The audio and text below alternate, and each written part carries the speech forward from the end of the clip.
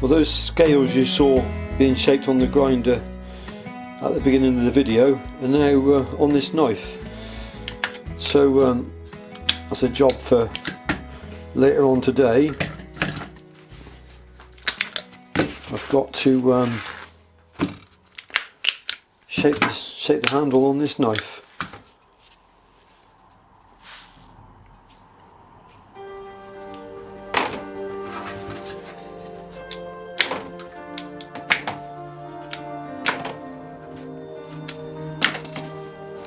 Got a mixed bag of knives here that I've just roughly ground out.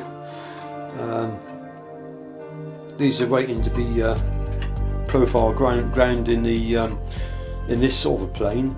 And then I've got to drill the handle holes, heat treat, etc. So a lot of work to do to these. But I've got 4 Bibby knives, 3 wasp XLs on the go. Got a kitchen knife that I'm building for somebody. This one's a Hornet. This is a bit different to the others that I normally do. This is a 2mm. It's 2mm thick, and it's going to have a high grind. Possibly put a flat grind on it, or a sabre grind at least. This is my friend Ant, who wants a food prep knife when he goes on his camps. I'm going to drill the handle out a lot as well, make it really lightweight. I think that'll be a nice one.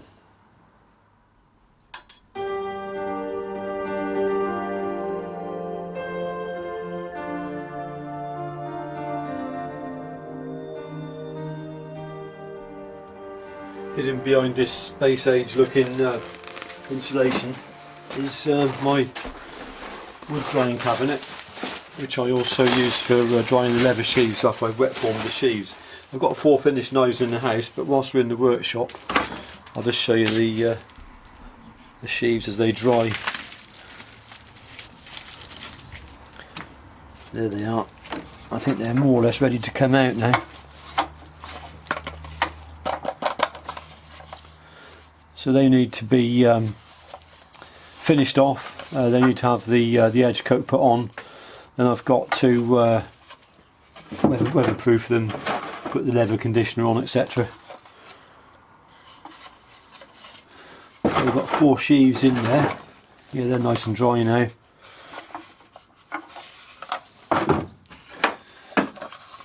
Four sheaves for 4 knives. I'll show you the knives next.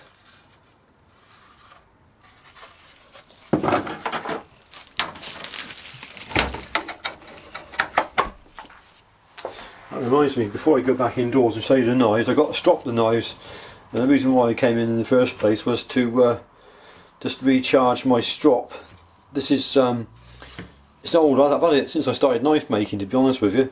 Just a piece of plywood with a piece of leather on the top, and every so often it gets sort of just caked up. It needs to be recharged with stropping compound, and all I'm going to do is just sand the old sort of stuff off, which is all full of just crud, basically pieces of, well, as you strop the knife you're removing tiny amounts of steel, so that's why it turns black. And I just want to get all that off and start putting some more compound on. And I'm using this, I use a variety of different hone-in compounds. You want a hone-in compound. I found that in the past I used to strop my knives using soluble water sol. It does hone to a degree, but it takes a long time. But this is a more aggressive paste. You get them in green and blue. The different sort of colours denote the strengths. I've got some around somewhere. I don't know if I can see. I can find some. There's some blue. You can buy them in big blocks. It's very hard. You've got to heat it up to get it to melt properly. The yellow is a very fine. You can get a brown one as well, which is finer still. But I use the yellow wax for polishing the handles. And there's also a very strong cut, which is a a grey, so that's a very, very aggressive paste, and you would use that on a sisal mop or something like that. I don't tend to use that very much. These are the ones I tend to use most of all. In this case I'm going to go with the green, but let's just clean off all the old deposit first. So I've cleaned a lot of the, well, you see from the debris on there, look, I cleaned a lot of the old stuff off now. I've used a coarse piece of 60 grit. So this has had the dual benefit of not only removing the old compound, contaminated compound, but it's also roughened up the surface of the strop. So if your strop is a little bit rough, that's a good thing. It just helps it bite a bit better. Now if this had been a nice warm summer's day, this would be a lot easier to apply. You can see it sort of goes on like a chalk in a way. Actually it ain't going on too bad, but when it's really cold in the winter time, I've got to use a hairdryer or something to warm up the strop and get it to charge properly. But I'm quite happy with how this is going on.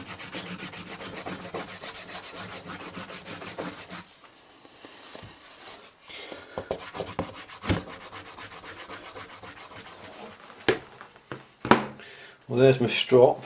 As I say, I've had this strop for years. You can see a few nicks in it where I've managed to perhaps drag the blade the wrong way for a moment. Anyway, one of the knives here, freshly ground, unstropped. You'll see as I strop the blade across the compound, it will change colour, and you'll see the compound start to turn a darker colour as it removes the steel.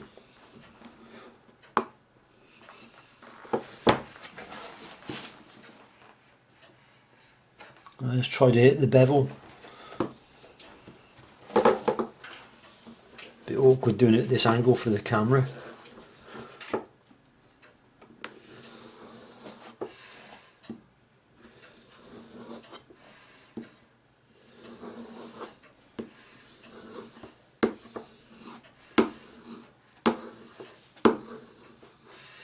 I think you can see the darker lines starting to be put into the compound now.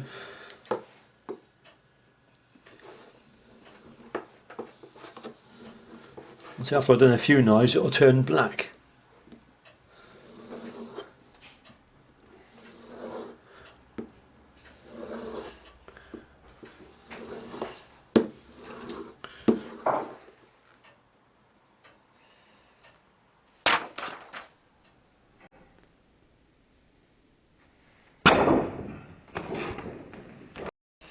There's a simple test to know how sharp your edge is after you've stropped it. If you drop a piece of paper onto the edge, it should cut into the paper just with the weight of the paper alone. With this being a Scandi grind, they've got a distinct bevel, so what happens after a while, they tend to jam on the wedge or jam on the bevel as it angles in. But it's just a good indication of the actual sharpness of the apex of the knife, if you like. The other indicator is the paper cut test, which no doubt we've all seen many times before. The good thing about the Scandi is that if you get that bevel angle just right, you can cut some incredibly fine curls with it.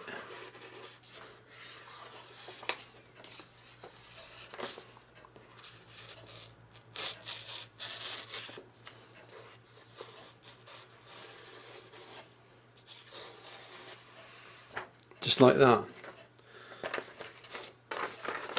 Or if you want to, you can just knock off the edge of the paper.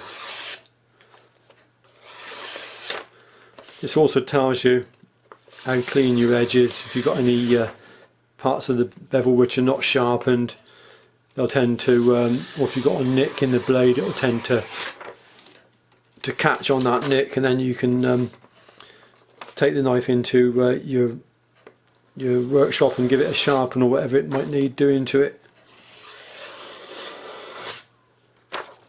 Over time the blade will need to be sharpened and certainly stropped.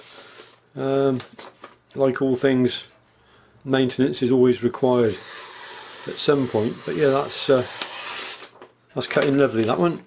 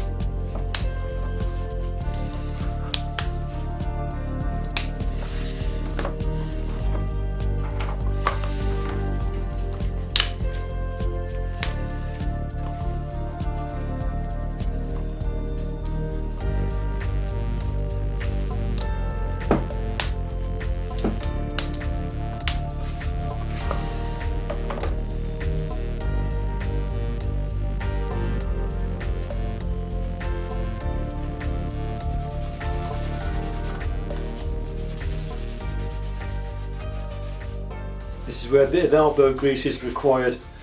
I've applied the finish to the sheaves now.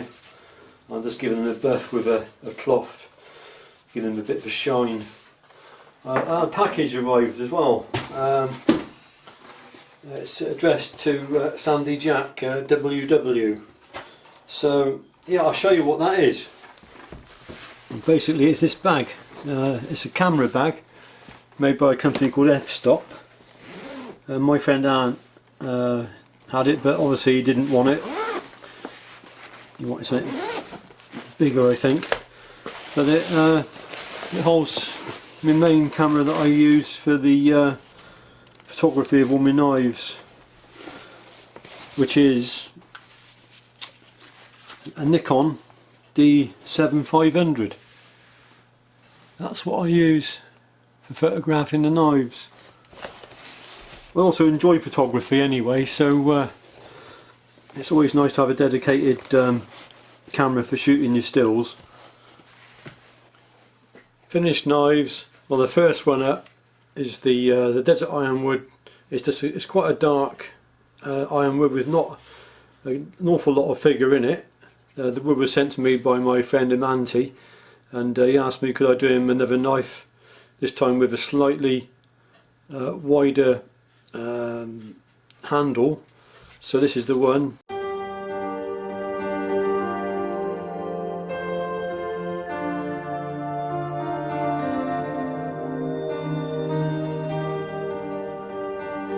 So there is the knife, the slightly wider handle, red G10 liners, tapered tang.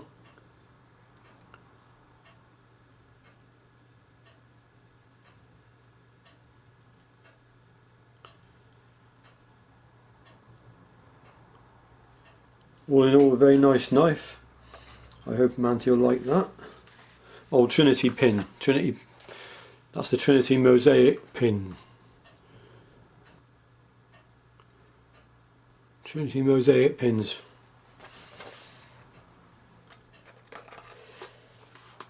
Next knife up is another desert ironwood knife. This wood was sent to me by a chap called Lee, who apparently I met him once on one of Glenn's shoots. So yeah, a couple of years ago I think I was on a pheasant shoot, and I met him there, I think. Anyway, finished the knife for you, Lee. Right hand sheath, yellow thread, dangler. The wood came out very pretty. He said he didn't mind what colour liners I fitted to the knife, so I fitted yellow. I like the yellow liners, to be honest with you. It's a nice contrast.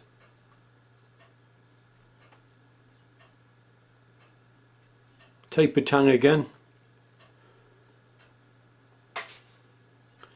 And this has got quad mosaic pins.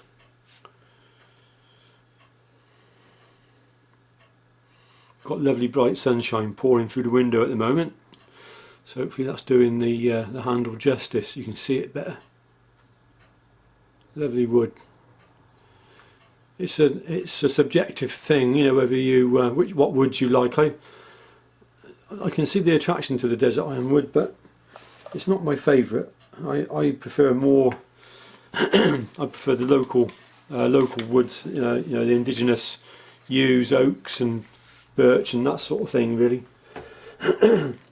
a plain birch knife here, which I think is quite nice. Not sure if this one has a home to go to or not. The first two do.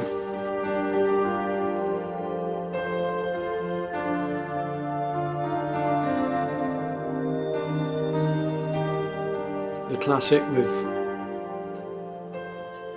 plain stabilised birchwood. They've all got tapered tangs, these knives. As you can see,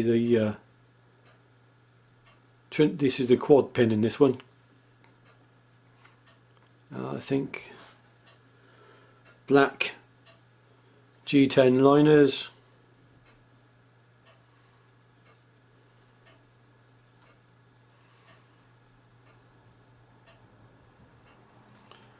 They've all got 01 carbon steel blades. They're all around about 59 and a bit, I think. They measured on the Rockwell scale. All the knives have got danglers, right hand sheaths. The last knife up, and I think I've got someone lined up for. I think one of these knives is going to be available on the website. I'm not sure just yet. This is the last one up.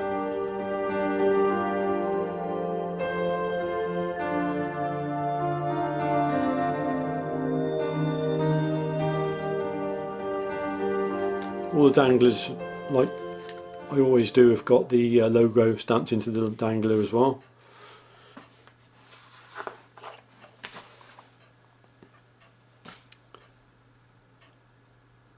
Again, quad mosaic pins.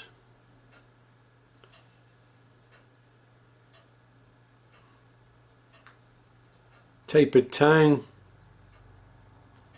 Stabilised birch, massive birch scales. You see the tapered tang quite nicely there. Yellow G10 liners. I'm loving the yellow liners. If I ever make myself another knife, I think I'm going to go for the yellow liners.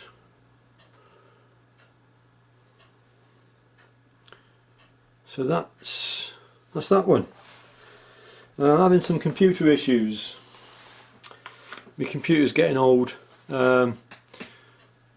It's very slow. I've just started to use a program called Lightroom for editing the photographs. It just takes it so long. I'm not kidding. To edit the photographs, I've done HDR images because the sun is so bright. I had to get the very large dynamic range, so I had to take 3 or 4 exposures and then bring them all together so that you could see the highlights in the blade and the shadows in the handle, etc. And it's taken about 20 minutes to process and edit and load up one picture. It's just ridiculous. So I'm going to have a massive expense on the computer side of things in the near future. It's slowing down. It's an old computer. As technology moves on, the programs become more involved. They need more memory. They need more processing power, and my computer hasn't got it. It's a 6 or 7 year old machine now. So that's the next big expense for me, I'm afraid. So apart from that, do you like my hat? That's the hat that my friend Anne sent to me. The other one has been chewed by the dog. I'm not sure where I've put it. But this one's going to be put up high so she can't reach it. So anyway, I hope you've enjoyed that. Thanks for watching the video. If it's been of any interest, give it a thumbs up. And everyone says it nowadays, but it does help if you subscribe. It does drive a little bit more. What can you put? A little bit more traffic, I suppose, is the word, to the channel. And if it helps the channel, of course, it helps me. And that's got to be a good thing, especially when I got a computer to buy. So thanks for watching. I'll see you in the next one. Bye for now. I can see you down there looking all innocent. you want something to chew, don't you? You know, chew on that.